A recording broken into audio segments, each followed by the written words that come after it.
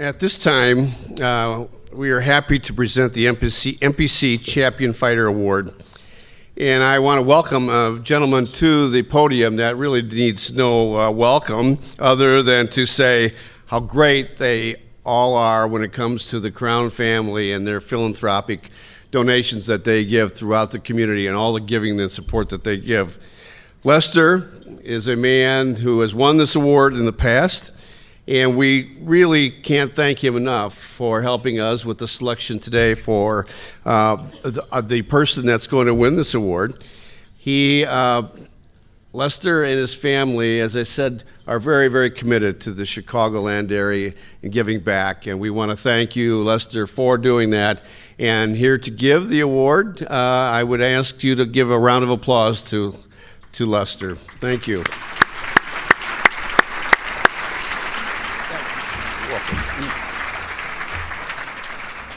Thank you, Joe. And thank you, Mary Sue. It's an absolutely marvelous turnout. My responsibility, or the job I was given for today, is to introduce Andy McKenna. And I thought about it a good deal, and I've decided it's a ridiculous thing to do. 84% of the people in this room already know Andy very, very well. There are about 6% that have a breakfast date with him over the next 3 months in order to know him well. We calculated there are at least 4% that hate Notre Dame and don't want anything to do with him. And the balance have only come to Chicago sometime within the last 8 weeks. You know, if there ever was a Mr. Chicago, it's without a doubt Andy McKenna. He is really the source of all information, all thoughtful recommendations, and good judgment about just about anything and everything that happens in our city. Really, don't let his very, very mild, gentlemanly demeanor fool you. He's got a steel-trap mind, a superb memory, and a very definite opinion about people and events where most people equivocate. He's a master diplomat and probably the only person that all three sports commissioners, the National Football League, the National Basketball League, and the National Baseball League, look to for advice. Andy, I think, is a sort of human Google. So it's really a pleasure to present the Metropolitan Planning Council's Champion Fighter Award to a champion Chicago fighter. And this award, which has been bestowed only 3 times since 1984, honors individuals who have exemplified the concept of responsible leadership on behalf of the public trust, and nobody exemplifies those characteristics more than Andy McKenna. Andy?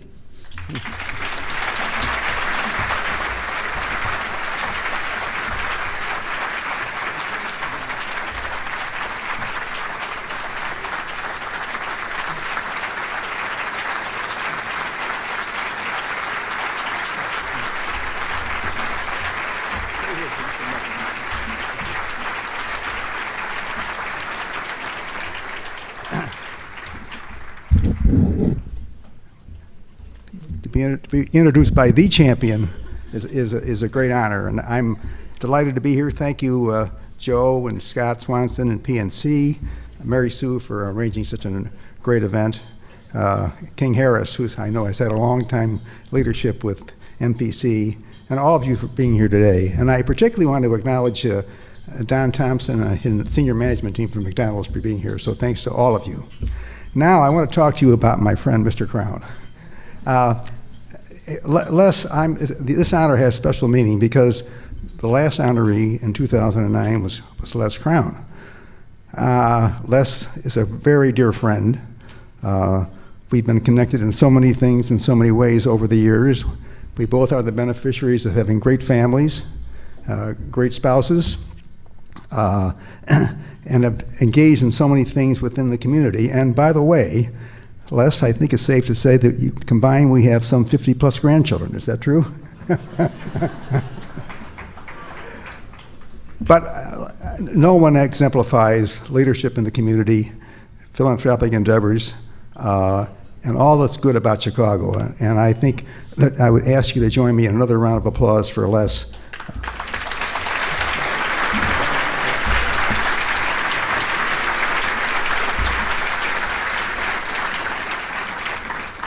Many of us have had the privilege of serving on other boards with Les, and his leadership, his responses are just extraordinary.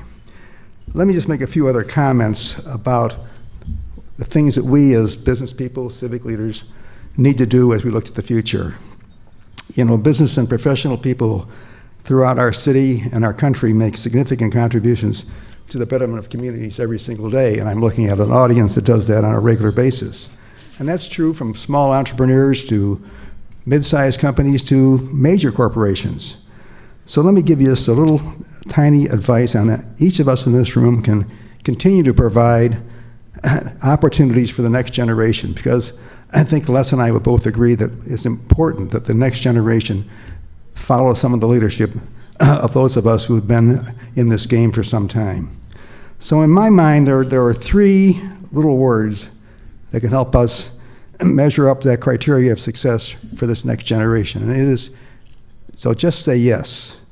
So when you're asked to help young people get a start on their career, and that will happen, or grow on the job and realize their potential, just say yes.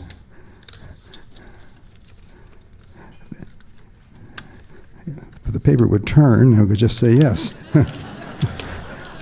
And when you're asked to support the institutions that foster opportunities in our society, like schools, churches, civic and governmental organizations, just say yes. And when you're asked to work with others to tackle those challenges, that will help make your communities a better place to live and work, just say yes. Those three little words will lead you to service. They will lead you to good corporate citizenship, and they will lead you to success in life. Just say yes. And then I think at the end of life, I think the measure of success is not how much you've got, but how much you've given. And not how much you've earned, but how much you've returned. And not how much you've won, but how much you've done. I encourage all of you to think of the words, just say yes. Let's have the next generation moving forward and keep this community in the leadership role that it is. And thanks very much. Thank you, Lester. Thank you very much.